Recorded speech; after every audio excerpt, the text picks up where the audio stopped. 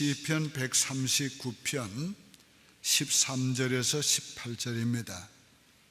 성경 904페이지가 됩니다. 시편 139편 13절부터 18절까지 봉독합니다. 주께서 내 내장을 지으시며 나의 모태에서 나를 만드셨나이다. 내가 주께 감사하오면 나를 지으심이 심히 기묘하심이라. 주께서 하시는 일이 기이함을 내 영혼이 잘 아나이다. 내가 은밀한 데서 지음을 받고 땅의 깊은 곳에서 기이하게 지음을 받을 때에 나의 형체가 주의 앞에 숨겨지지 못하였나이다. 내 형질이 이루어지기 전에 주의 눈이 보셨으며 나를 위하여 정한 날이 하루도 되기 전에 주의 책에 다 기록이 되었나이다. 하나님이여, 주의 생각이 내게 어찌 그리 보배로우신지요, 그 수가 어찌 그리 많은지요. 내가 세려고 할지라도 그 수가 모래보다 많도소이다. 내가 깰 때에도 여전히 주와 함께 있나이다. 아멘. 할렐루야. 우리는 행복한 운명의 사람들입니다. 운명의 사람이라는 것은 그 운명을 바꿀 수 없는 것을 가리킵니다. 예를 들면 부모는 바꿀 수 없습니다. 나를 낳았다는 건 바꿀 수 없습니다. 우리 DNA는 바꿀 수 없습니다. 이와 같이 우리도 우리의 운명을 스스로 바꿀 수 없습니다. 확실한 것은 우리의 운명이 하나님의 손에 있다는 것입니다. 믿습니까? 하나님이 우리를 택하시고 부르시고 구원하셨습니다. 하나님이 우리 인생을 계획하시고 계획하신 대로 인도하십니다. 우리는 바로 하나님께서 계획하신 대로 살아갈 수밖에 없도록 살아가도록 하나님이 인도하고 계십니다. 믿음의 사람들이 다 그렇습니다. 아브라함도, 이삭도, 야곱도, 요셉도, 모세도, 그리고 다윗도 다 운명의 사람들이었습니다. 여러분은 하나님이 여러분을 택하시고 부르시고 구원하신 것을 믿습니까? 하나님이 여러분의 인생을 계획하시고 계획하신 대로 인도하고 계시는 거 믿습니까?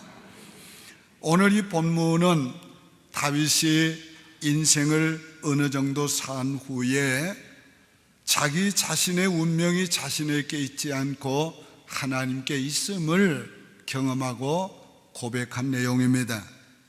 첫째, 하나님이 우리를 다 아십니다. 이것이 1절에서 6절의 내용입니다. 1절에 여호와여, 주께서 나를 감찰하시고 아셨나이다. 하나님의 최대의 관심은 하나님의 자녀입니다. 그래서 하나님은 자기 자녀들을 항상 살피고 계십니다. 하나님은 이미 우리를 다 아십니다. 그러면서도 우리를 살피고 계십니다.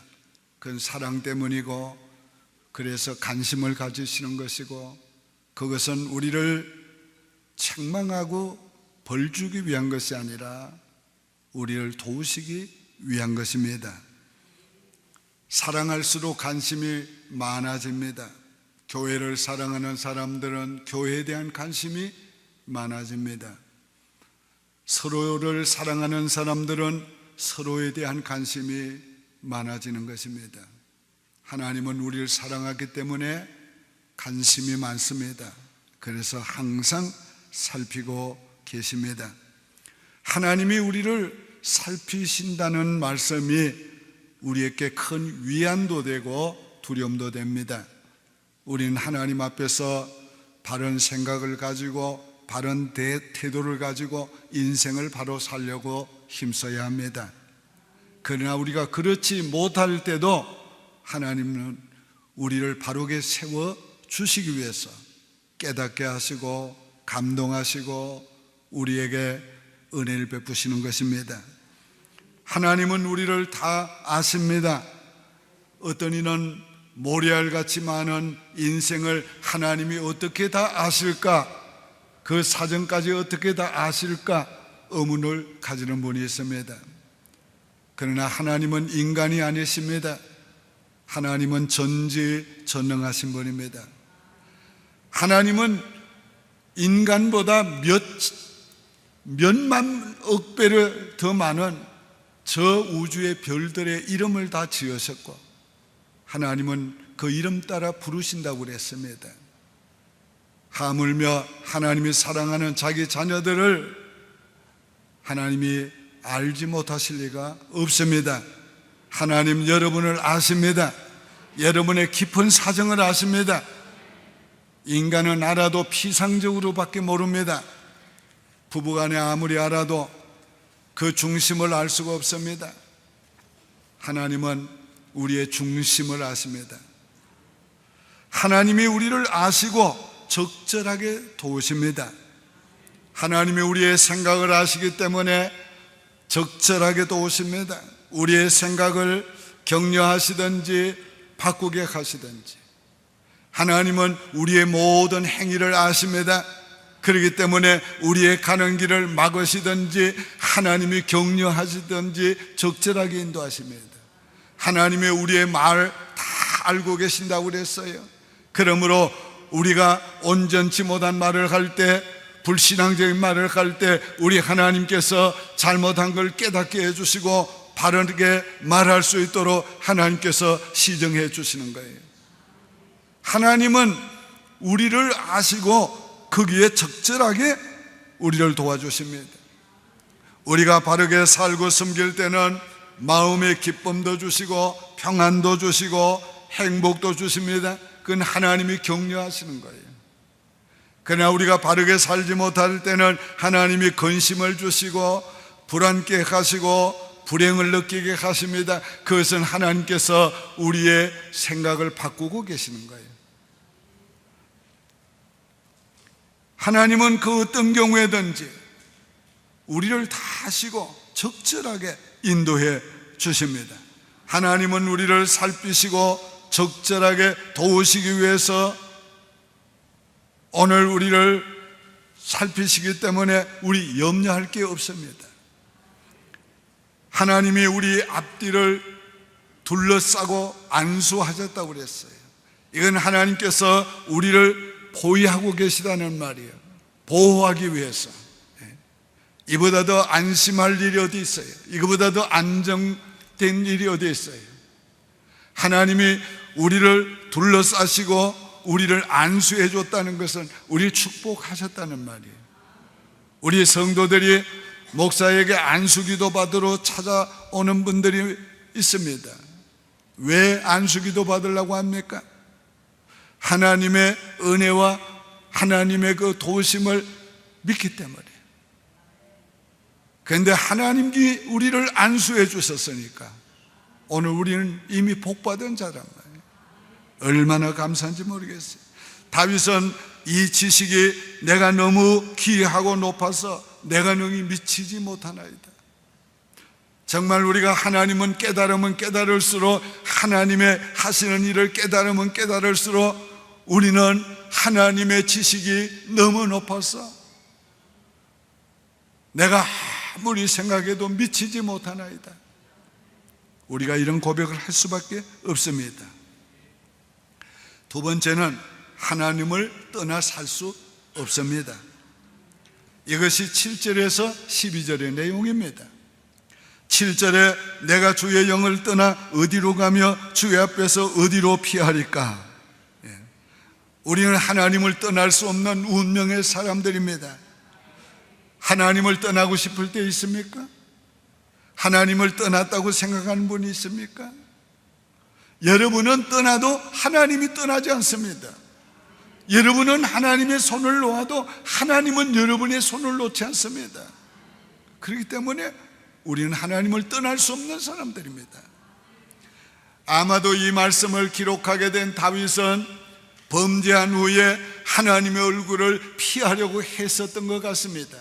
그는 하나님의 얼굴을 피할 수 없었던 자기 자신을 생각하면서 이 말씀을 기록한 것이 아닌가 생각합니다. 내가 하늘에 올라갈지라도 거기 계시며 서울에 내 자리를 펼치라도 거기 계시나이다. 내가 새벽 날개를 치며 바다 끝에 가서 거주할지라도 거기서도 주의 손이 나를 인도하시며 주의 오른손이 나를 붙드시리다. 어디에 가도 하나님을 피할 수 없다는 말이에요.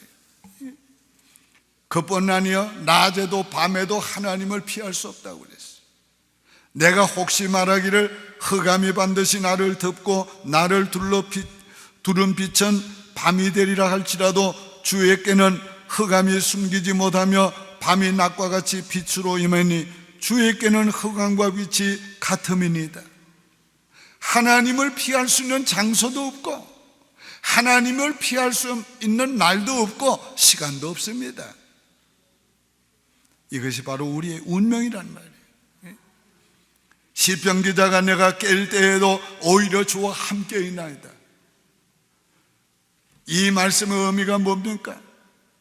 이 세상에서 잠에서 깰 때를 말하는 동시에 이건 영원을 말하는 겁니다. 오늘 우리가 죽음 이후에도 주님과 함께 살아야 될 사람들입니다. 우리가 이 세상에 죽음 잠들었다가 깰 때에 우리가 주의 형상으로 변한 우리의 모습을 보며 기뻐하게 될 것이에요. 그때 우리가 주님의 얼굴을 보게 될 것입니다. 이게 우리의 운명이에요. 하나님을 떠날 수 없다는 것은 우리와 하나님과의 관계가 얼마나 돈독한가를 우리에게 가르쳐 주는 거예요. 이 관계는 영원한 관계일 것입니다. 하나님은 결코 우리를 놓지 않으십니다. 우리를 붙들고 계십니다. 결코 우리를 버리지 않습니다. 세 번째는 하나님이 계획하신 대로 살아야 합니다. 이것이 16절에서 18절의 내용입니다. 16절에 내 형질이 이루어지기 전에 주의 눈이 보셨으며 나를 위하여 정한 날이 하루도 되기 전에 주의 책에 다 기록이 되었나이다. 하나님이 우리를 지으셨어요. 우리를 모태에서 지으셨어요. 하나님이 우리를 지으실 때에 우리의 형체를 보셨다고 그랬어요.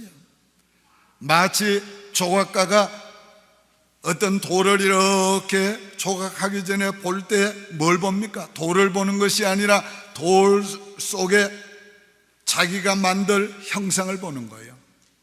그래서 그대로 만드는 겁니다. 하나님이 우리를 지으실 때에 하나님이 만드실 형상을 보셨어요. 그래서 지은 거예요. 그러니까 이것이 보통 만드신 게 아니고 하나님이 만드신 존재예요. 얼마나 놀라운지 모릅니다. 하나님은 우리에게 가장 합당하고 적절하게 만드셨어요. 이스라엘의 유명한 여성 수상이었던 골다 메이어가 세상을 떠났을 때에 많은 사람들이 위대한 지도자를 잃은 슬픔을 가졌습니다. 이분이 12년 동안 백혈병을 앓으면서 수상직을 감당했어요. 이분이 죽고 난 다음에 그가 남긴 글 중에서 이런 글을 발견했습니다. 나는 하나님이 나를 못난 여자로 만드신 것을 감사한다. 내가 못났기 때문에 나는 열심히 공부했고 수상이 되었다. 나는 하나님이 나를 병약한 사람으로 만드신 것을 감사한다. 내가 몸이 병약했기 때문에 나는 하나님께 매달리며 살았다. 그래서 수상직을 감당할 수 있었다. 오늘 우리는 하나님께서 우리를 적절하게 지으신 걸 믿어야 해요. 가장 합당하게 지으신 것을 믿어야 돼요. 그래서 오늘의 나를 감사하고 오늘의 나를 사랑하고 오늘의 나를 귀중히 여겨야 합니다. 우리 일생이 하나님께서 이미 계획하고 계세요. 우리의 삶이 하루도 시작되기 전에 우리의 일생이 주의 책에 다 기록되었나이다. 오늘 우리는 주님의 책에 기록된 대로 주님께서 우리를 인도하고 계시는 것을 믿어야 합니다. 이 사실을 깨달은 다윗이 너무 감격해서 이렇게 고백했어요. 하나님이여, 주의 생각이 내게 어찌 그리 보배로우신지요, 그 수가 어찌 그리 많으신지요. 내가 세려고 할지라도 그 수가 모래보다 많도소이다. 오늘 하나님의 사람들은 하나님이 계획한 대로 하나님이 인도하고 계세요. 우리의 위대한 신앙의 선진들이 다 그랬어요. 아브라함도, 이삭도, 야곱도, 요셉도, 모세도, 다윗도 하나님께서 말씀한 대로, 예언한 대로 인생을 살았고, 하나님이 그때그때 그들에게 지시하는 대로 인생길을 걸어갔어요. 자, 잘 들으세요. 하나님이 말씀한 대로, 예언한 대로 살았단 말은 하나님께서 저들에게 말씀한 목표대로 살았다는 말이에요. 근데 그 목표를 향해 가는 과정 가운데서 하나님의 지시를 따라 살았단 말이에요. 하나님이 그 과정 가운데서 저들을 깨닫게 하시고 알게 하시고 하나님의 길을 그 뚜루 만들어 주셨어요. 지시해 주셨어요. 다윗은요, 어린 시절에 왕이 될 것을 하나님이 말씀했어요. 어린 목동의 시절에 하나님은 그를 선택하셨고 부르셨고 기름 부어서 왕으로 세웠어요. 그러나 그가 왕이 되기까지는 오랜 세월이 걸렸고 험난한 과정을 거쳐야 했습니다. 그러나 사울 왕의 칼날을 피해서 도망다니면서 저 블레셋 나라까지 가서 피신하고 살았다.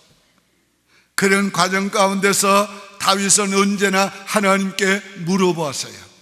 그래서 하나님이 깨닫게 하는 대로, 말씀하는 대로 지시를 따라 살았습니다. 블레셋에 가 있는 동안에 블레셋과 이스라엘의 전쟁에서 이스라엘이 패하고 사울 왕과 그의 아들 요나단이 죽었어요. 이제는 다윗이 당연히 왕이 될 차례입니다. 그의 부하들이 이제 빨리 돌아가자고 그랬어요. 그러나 다윗은 움직이지 않았습니다. 하나님께 기도했습니다. 하나님, 제가 돌아가릴까 말일까? 가라. 어디로 가릴까? 유다로 가라. 유다 어디로 가릴까? 헤브론으로 가라. 그래서 헤브론으로 갔어요. 그가 헤브론으로 갔기 때문에 이스라엘의 11지파와 유다지파가 다 그를 왕으로 세울 수가 있었어요. 왜? 그 경계였으니까.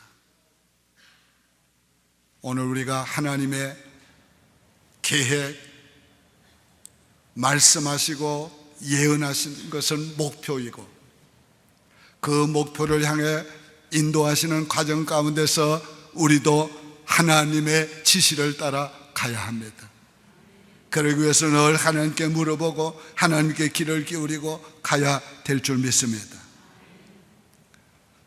저 역시 개인적으로 생각하면 하나님께서 말씀하신 대로 살아왔고 하나님의 지시를 따라 살아왔습니다. 우리 정외종원님이 저의 일생에 관해서 예언하셨는데 그 예언대로 되어져 왔습니다. 그 가정 가운데서 항상 하나님께 물어보면서 살아왔습니다. 그것이 오늘이 이르게 된 거예요. 저는 하나님의 예정을 어떻게 믿는가? 하나님의 예정은 기차, 철로와 같고 하나님의 예정대로 사는 것은 철로 위에서 달리는 기차와 같다고 생각합니다. 기차는 절대로 철로를 벗어나서 갈 수 없습니다. 때로는 나 역시 하나님의 길을 벗어나려고, 뜻을 벗어나려고 했을 때도 있습니다. 그러나 하나님께서 결국은 다시 하나님이 원하는 길로 올려놓으시고 그 길을 걸어올 수 있도록 만들어 주었습니다. 이거 저뿐이겠어요? 이게 바로 하나님의 사람들의 길입니다. 하나님의 사람들의 삶인 것이에요. 오늘 우리는 하나님이 예정하신 길을 걸어오도록 하나님이 여기까지 도우신 걸 믿어야 돼요. 앞으로의 인생도 하나님이 예정하신 길을 가게 해 주실 줄로 믿어야 합니다. 욥은 이렇게 말했어요. 나의 가는 길을 그가 아시나니 그가 나를 단련하신 후에 내가 정금같이 나오리라. 하나님이 계획하셨으니까 자기의 인생길 가는 거 다 하나님이 보고 계시고 알고 계셨어요. 그런데 그 과정 가운데서 여러 가지 시련이 있었습니다. 그런데 이 시련의 과정도 다 하나님이 걷게 하신 것이란 말이에요. 그리고 하나님이 원하는 목표에 도달해서 뒤돌아보면 자기 자신이 정금같이 된 것을 보게 된다는 말. 이게 우리의 인생이에요. 하나님의 계획과 인도하심을 따르는 길은 그러면 우리의 자유의지를 무시하는 겁니까? 결코 그렇지 않습니다. C.S. 루이스는 말하기를 인간을 의존하면 인간의 종이 되지만은 하나님을 의존하면 자유함을 누린다. 마치 부모가 자식들이 잘못된 길을 선택하지 않도록 제한을 어느 정도 합니다. 그러나 잘된 선택을 할 때 결코 제한하지 않습니다. 오히려 격려하고 오히려 도와주는 겁니다. 오늘 하나님이 우리가 잘못된 선택을 하지 않도록 제한하시지, 우리가 하나님이 원하고 기뻐하는 좋은 선택을 하는데 제한하시지 않습니다. 하나님 무한하십니다. 그 사랑도 그 은혜도 무한하십니다. 그러므로 하나님 안에서는 자유함이 있습니다. 자유함이 있어요. 여러분 기억하시기 바랍니다. 여러분 뛰어봤자 하나님의 손에 있습니다. 메뚜기 뛰어봤자 뭐 얼마나 뛰겠어요? 여러분 그저 하나님 앞에 겸손히 그분을 의지하고 그분의 선하신 인도하심을 받기 위해서 겸손히 그분의 지시를 따라가세요. 오늘 그것이 가장 행복한 인생을 사는 길이고 그것이 바로 우리 인생의 승리하는 비결이고 성공에 이르는 길입니다. 하나님은 우리보다 얼마나 지혜롭습니까? 하나님은 얼마나 좋으십니까? 하나님은 얼마나 완전합니까? 그러므로 나를 향하신 하나님의 계획도 완전하시고 가장 좋으신 줄을 믿고 우리는 겸손히 그분을 의지하고 그분의 지시를 따라 가야 합니다. 오늘의 말씀을 믿음으로 잘 받아들였습니까? 우리가 얼마나 행복한 운명의 사람들인가 믿습니까? 그러면 제가 말씀할 때에 아멘으로 하답하시기 바랍니다.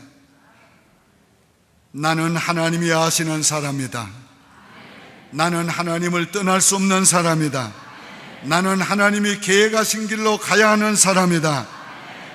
나는 행복한 운명의 사람이다. 네, 기도드리겠습니다. 하나님 아버지 감사합니다. 우리는 행복한 운명의 사람들입니다.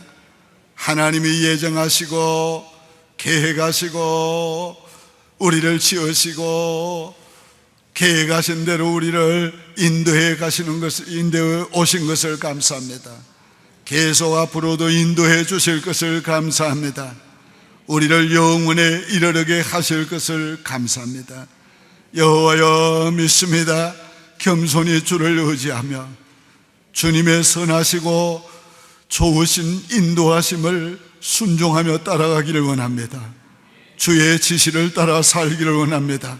항상 깨닫게 하옵소서. 알게 하여 주시옵소서. 말씀해 주시옵소서. 예수님의 이름으로 축복하며 기도하옵나이다. 아멘.